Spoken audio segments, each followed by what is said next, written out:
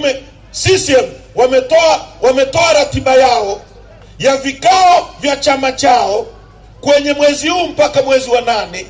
Tarehe 20 mwezi wa 8 wanasema kutakuwa na halmashauri kuu. Tarehe 21 mpaka 25 wanasema hivi, kuchukua fomu za Tume ya Taifa ya Uchaguzi na kurudisha fomu.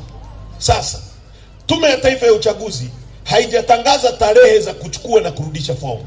CCM wao wanatangaza. Maana yake nini? Na wanasema hiyo ni tume huru. Nani aliyewaambia CCM kwamba tume watatangaza tarehe 21 mpaka 25 ni siku ya kuchukua fomu? Nani aliyewaambia ili waweke kwenye? Inawezekana. Inawezekanaje ndugu zangu? Inawezekanaje?